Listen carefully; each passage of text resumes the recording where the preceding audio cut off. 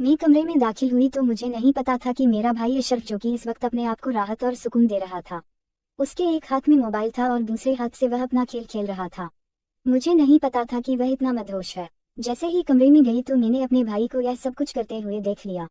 उसकी नज़र मुझ पर पड़ी तो वह बहुत ही ज्यादा परेशान हो गया। उसने कहा कि महक, तुम कब आई? यहाँ से जाओ। मैं कहा कि तुम्हें शर्म नहीं आती? तुम यह सब कुछ कर रहे हो। मैं अभी अम्मी और अब्बू को बता दूंगी। उसने कहा कि मैं क्या करूं? किसी को बताना मत। घर पर कोई भी नहीं था। मैं कॉलेज से अभी आई थी। मैं क्यों कह रही थी? मैं भी मुकम्मल तौर पर जो उनकी खूबसूरत थी। बहुत सारी लड़कियां जो कि अपने बॉयफ्रेंड के बारे में मुझे बता देती थी, लेकिन मेरा भी कोई बॉयफ्रेंड नहीं था। वह अक्सर बताती थी कि हम किस तरह अपने के साथ खेलती हैं। मैंने कहा कि जो भी है, सिर्फ हम यह सब कुछ क्यों कर रहे थे? अम्मी अब्बू जो कि कोई काम के लिए घर से बाहर गए हुए थे। अशरफ ने कहा कि तुम इस बारे में किसी को नहीं बताऊंगी। मैंने कहा कि जो कुछ तुम यह सब कुछ कर रहे थे, मुझे भी तुम्हारे साथ यह सब कुछ करना है। मैं अभी जवान हूँ, खूबसूरत हूँ। अशरफ ने कहा कि ही शर्म नहीं? ये लो अपनी बात कर रही हूँ। जिस पर मैंने बड़े गुस्से से कहा कि तुम्हें शर्म नहीं आई सब कुछ करते हुए? जिस पर अशरफ ने कहा कि मेरी कोई भी दोस्त नहीं। मैंने कभी किसी दोस्त के साथ ऐसा कुछ नहीं किया। मैं क्या किया करूं? मैं अभी जवान हूं, इसकी वजह से मैं अपने आप को सलूना ना दूं। नू लिया करो। इस पर मैंने कहा कि मैं हूं ना, तो मेरे साथ यह सब कुछ कर सकते हो। मैंने कहा कि मैं ऐसा नहीं कर सकता।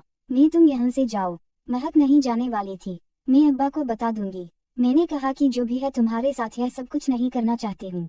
नहीं तो मैं अम्मी अब्बू को यह सब कुछ बता दूंगी। इसके बाद तुम्हारे साथ क्या होगा, तुम्हें इस बात का पता ही नहीं। अब मैं भी अपने आप को कंट्रोल नहीं कर पा रही थी। अशरफ भी अब नहीं करना चाहता था। वो मेरे साथ यह सब कुछ करें क्योंकि हमारा रिश्ता ही ऐसा था। लेकिन मैं उसे अब इतना मजबूर करिए कि अगर वह मेरा साथ नहीं देगा तो सच में मैं अम्मी अब्बू को बता दूंगी, क्योंकि अब्बा बहुत ही ज्यादा गुस्से के तेज थे और साकू भी अब इस बात का पता चल गया था कि अगर बाबा को सच में महक ने कुछ बता दिया तो सच में वह घर से निकाल देगा। इसलिए अब उसके पास मेरी बात मानने के अलावा और कोई चारा नहीं था। फिर उसने कहा कि महक ठीक है, मैं तुम्हारी बात मानने के लिए तैयार हूँ, लेकिन तुम मुझसे वादा करो यह हमारी पहली और तुम आखिरी बात होगी। इसके बाद हम कभी भी एक दूसरे से ऐसा कुछ नहीं करेंगे। मैंने कहा ठीक है, तुम परेशान क्यों हो रहे हो? आप जो भी होगा जल्दी करो, मैं इंतजार नहीं कर सकती। और इसके बाद क्या हुआ, हम दोनों ने आकर अपना पीरियड शुरू कर दिया। मैं भी जो उनकी खूबसूरती, मैंने ऐसा कोई खेल नहीं खेला था, लेकिन अशरफ शायद कभी किसी के साथ ऐसा खेल चुका था या कोई भी मूवी देखकर यह सब कुछ सीख चुका था। मुझे उसके साथ खेलने में बहुत ज्यादा परेशानी हो रही थी। वह काफी देर से कोशिश कर रहा था, लेकिन सही तौर पर नहीं खेल पा रहा था। मैंने कहा कि चलो रखूं, मैं अभी आ रही हूँ। कुछ देर के बाद मैं कब्र और वहां से मैंने तो सुन लिया, तो अक्सर मैं इस्तेमाल करती थी। यह बहुत ही प्यारा था और अक्सर खेलने में मदद करता था। मैंने जब उसे यह दिया तो उसने कहा क्या है? मैंने कहा कि इसे देख लो, अब भी तुमसे काम ना हो पाए तो फिर लिया करोगे मुझे। अब इस बात पर बहुत ही ज्यादा हैरानी हो रही थी कि मेरे भाई लोगों को देखकर भी इस बात को नहीं समझ पा रहे। मैंने कहा जो भी है अब जल्दी करो, अम्मी अब्बू आ गए तो फिर हमारा सारा काम बीच में रह जाएगा। और आज जब तक तो मेरा खेल मुकम्मल नहीं हुए उस वक्त तक में है। अब छोड़ने वाली? अच्छा ठीक है। इसके बाद गेंस ने मुकम्मल तौर पर अपने आप को लोशन की मदद से खेलने के काबिल बना दिया था, क्योंकि वह भी काफी देर से कोशिश कर रहा था लेकिन कुछ हो ही नहीं पा रहा था। अब इसमें थोड़ा सा अपने हिसाब से खेलना शुरू किया और इसे थोड़ा सा आइडिया हो चुका था कि इस तरह देते हैं। इसके बाद जैसे ही हूँ अपने मकसद में कामयाब हो चुका था। मुझे बहुत ज्यादा तकलीफ हो रही थी। मैंने कहा कि अशरफ फोटो, उसने कहा कि नहीं, उठने का टाइम नहीं है। मैंने उसे बहुत कोशिश की। मुझे बहुत ज्यादा इस खेल में दर्द हो रहा था क्योंकि मैंने ऐसा किया भी नहीं खेला था, लेकिन अब वह पीछे हटने वाला नहीं था। थोड़ी देर बाद मैं भी अब काफी आता के इस काम में तजुर्बा हासिल कर चुकी थी। मेरी आंखों से आंसू आ चुके थे। मैंने कभी भी नहीं सोचा था कि इस काम में इतना दर्द और तकलीफ होगी। मैंने अशरफ को कहा तुम्हें जरा भी तरस नहीं?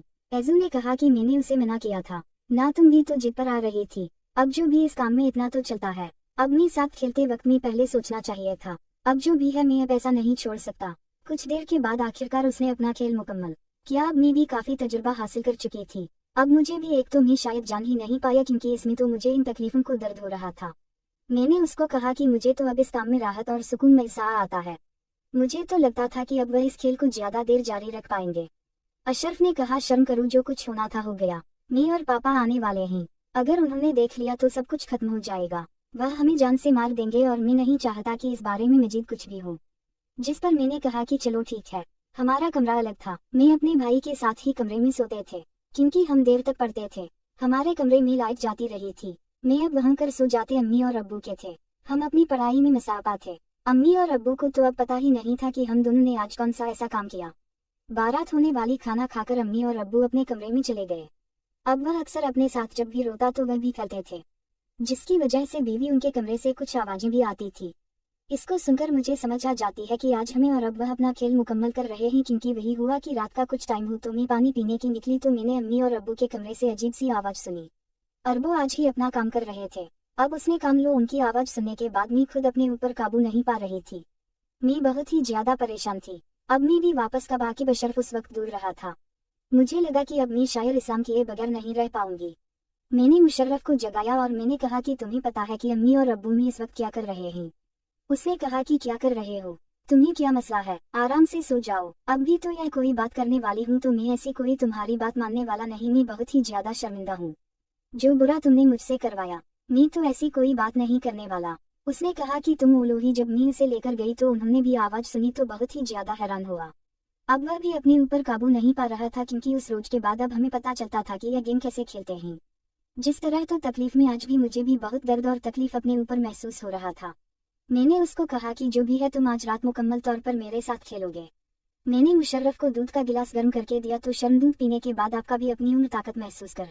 उसने उसके बाद मेरा खेलना शुरू कर दी, जो की वजह से अब उसने तो अशरफ ने मुझे बहुत ढूंढा। तुमने कहा कि कहीं शर्म नहीं आई, अगर किसी ने सुन लिया तो बहुत बुरा होगा। और आखिरकार हम सारी रात एक दूसरे से खेलते रहे और मैं अब मुकम्मल तौर पर खुश हो चुकी थी। लेकिन हमें नहीं पता था कि हमारे इस खेल की वजह से बहुत बड़ा मसला होने वाला है। जैसे ही रात को और इज्जत दे हम दोनों को देखें और यह दोनों को देखकर मैं और बाबा ने हमारे कमरे अलग कर दिया। बाद में मसापा हो गए कि जितनी जल्दी हो सके मेरी शादी हो जाए। वह नहीं चाहते थे कि अब इस गुनाह में हम रहे हो सकते हैं। तेरे रिश्ता और मेरे बाप ने मेरी शादी कर दिया। सादगी से निकाह लड़के मुझे रुखसत कर दिया और इसके बाद उन्होंने हमेशा के लिए घर पर दरवाजे बंद कर दिए। वह नहीं चाहते थे कि मैं दोबारा अशरफ से मिलूं और वापस आकर ऐसी कोई हरकत करूं। अब वह अशरफ को भी उन्होंने बहुत ढूंढा, मौसम बहुत मारा। इसके बाद उन्होंने कहा कि आइंदा कभी भी वापस आकर मैं मत आना। हंसे अशरफ को निकाल दिया। शरीफ का इसल बाहर घर वापस आया और इसके बाद मेहरबानी से मपा करते और इसकी भी शादी कर दी। लेकिन सिर्फ और मेरा कभी भी राब्ता नहीं होता था। मुझे नहीं पता था कि हमारी एक दिन की जिंदगी हमें इतना बदल कर रख देगी।